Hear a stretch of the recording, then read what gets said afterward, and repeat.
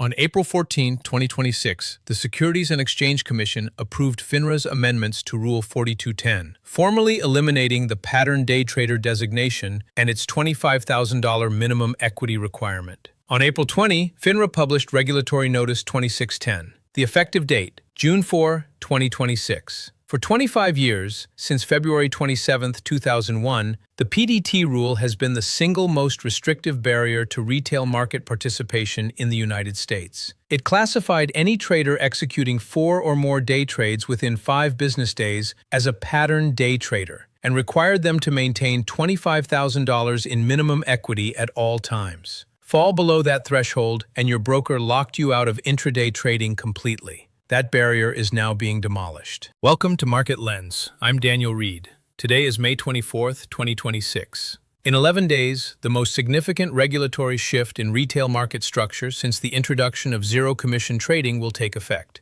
The $25,000 floor becomes $2,000. The trade counting framework is replaced by a risk-based intraday margin model, and an estimated 15 to 20 million retail brokerage accounts with balances between $2,000 and $25,000 will gain the ability to day trade in margin accounts for the first time. The parallel to the zero DTE explosion is not theoretical, it is structural. Both are regulatory changes that removed artificial constraints on participation. Both were followed by order of magnitude volume increases.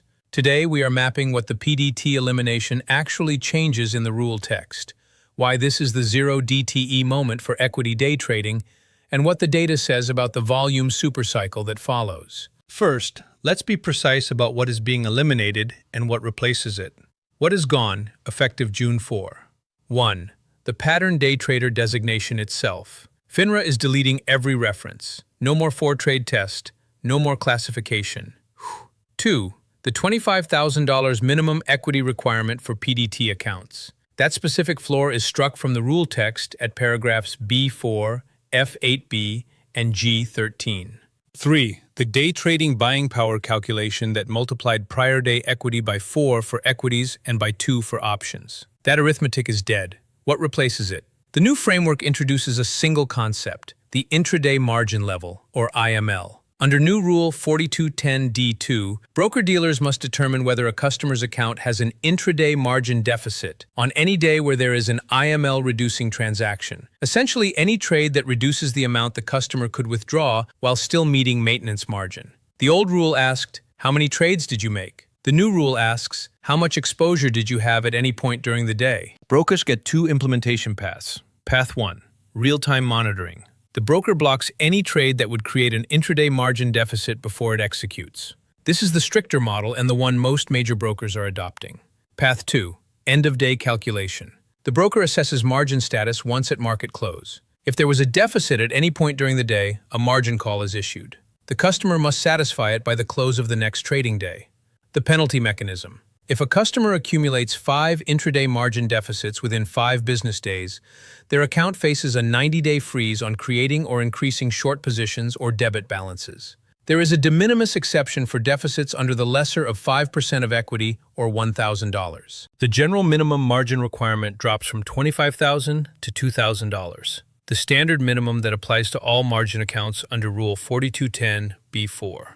Importantly, brokers have an 18-month phase-in period ending October 20th, 2027. But the market-moving firms are not waiting. Webull announced same-day support on April 15. TradeZero confirmed June 4 readiness. Lightspeed has stated minimums as low as $2,000. E-Trade expects implementation shortly after the effective date. Robinhood has not issued a formal timeline, but their entire business model depends on being first to capture this flow. The rule change also explicitly covers zero DTE options, a gaping hole in the 2001 framework that never contemplated same-day expiration contracts. The SEC explicitly noted that the previous rules did not address zero DTE products, which carry significant intraday exposure that the old framework was never designed to handle. Now let's establish why this matters at the scale I am suggesting. In 2022, the CBOE added Tuesday and Thursday expirations to SPX options, completing the 5 days a week expiration calendar. At the time, zero DTE options were a niche product, roughly 300,000 contracts per day, representing maybe 10% of SPX options volume. Most market participants assumed adoption would plateau. Here is what actually happened from CBOE's own data. By late 2024, SPX 0DTE average daily volume had surpassed 1.5 million contracts, a 5x increase in under 3 years. By 2025, that number hit 2.3 million contracts per day. At peak, daily notional volume in SPX 0DTE contracts exceeded $1 trillion. Today, 0DTE options account for 40 to 50% of all SPX options volume on any given trading session. Retail traders represent 50 to 60% of that flow. MEMX data confirms that 0DTE contracts now represent roughly 60% of daily ETF index options volume. The 0DTE explosion was not a market call. It was a structural response to a regulatory change that removed an artificial constraint on participation. CBOE made daily expirations available. Retail traders adopted them. Volume followed. The PDT elimination is the same pattern applied to equity day trading itself. The constraint being removed, the $25,000 equity floor and the 4-trade limit. For 25 years, anyone with an account under $25,000 was effectively prohibited from day trading in a margin account. They could trade cash accounts subject to settlement restrictions. T+1 settlement means they can sell a stock they bought with settled cash the same day, but they cannot reuse that cash until the trade settles the next day. Or they could use offshore brokers or prop firms operating outside U.S. regulatory protections. According to FINRA's own retrospective review, initiated in Regulatory Notice 2413, the rule structure had become restrictive, onerous, and unnecessary in today's markets. The $25,000 threshold was a blunt instrument that did not correlate with actual risk. Consider the math. In 2001, the PDT rule was designed for a market where commissions averaged $20 per trade and execution speeds were measured in seconds. Today, commissions are zero and execution speeds are measured in microseconds. The rule had not been updated in 25 years. The addressable market is enormous. Robinhood reported approximately 11.4 million funded accounts in its most recent filing. The median account balance across all retail brokerages is estimated between $3,000 and $5,000. JP Morgan estimated in 2024 that roughly 70% of retail brokerage accounts hold less than $25,000. That translates to tens of millions of accounts that were structurally excluded from day trading in margin accounts. The analyst estimates reflect this. Multiple financial analysts have projected a 40% increase in daily trading volume following the rule change. Mizuho raised price targets on Robinhood and Interactive Brokers, specifically citing the PDT elimination. Robinhood shares jumped 7% the day of the SEC announcement. Webull's parent company, ticker Bull, traded higher. But the volume effect is not the full story. The more important structural shift is the migration of flow from unprotected venues into regulated broker-dealers. For years, small balance traders who wanted to day trade were forced into unregulated prop firms, offshore brokers, and crypto platforms that offered leverage without U.S. investor protections.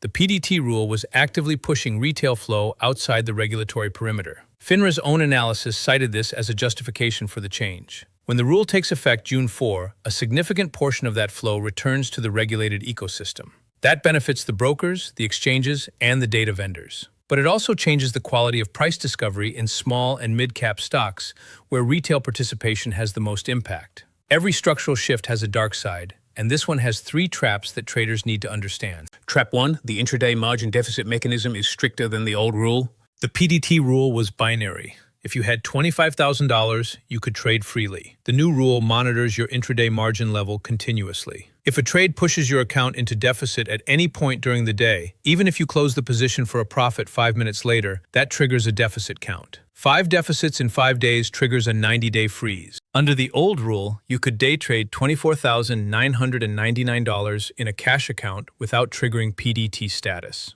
Under the new rule, every trade in a margin account that reduces your intraday margin level is tracked. The flexibility to trade more frequently comes with tighter surveillance. The regulatory trade-off is clear. More access, but less forgiveness. Trap 2. Most day traders lose money. This is not a judgment, it is the data. Academic studies consistently show that 80% of day traders quit within 2 years after incurring losses.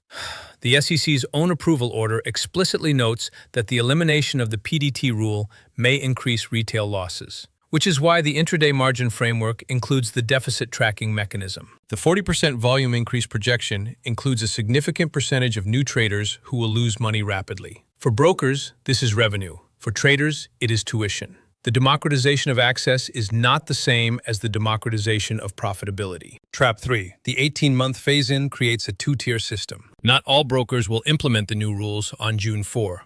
Webull and TradeZero have committed to day one readiness. Others, particularly the larger incumbents, may take months or use the full 18-month period. This creates a temporary fragmentation where flow concentrates in the brokers that flip the switch first. The early mover brokers capture the volume surge. The laggards lose market share. This is a near-term tailwind for aggressive retail brokers and a headwind for the old guard. But it also means that traders need to verify their broker's implementation status before assuming they have full day trading capability in a margin account on June 4. The hidden variable, the SEC's proposed 23-hour trading day. In December 2026, the SIP operating committees plan to extend exchange trading hours to 23 hours a day, 5 days a week, from 9 p.m. Sundays to 8 p.m. Fridays, pending SEC review.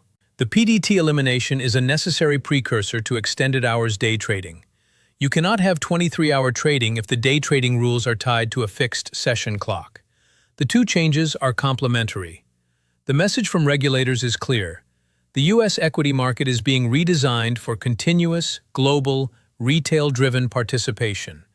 Let me give you the concrete framework for navigating this shift. The facts you need to verify with your broker before June 4.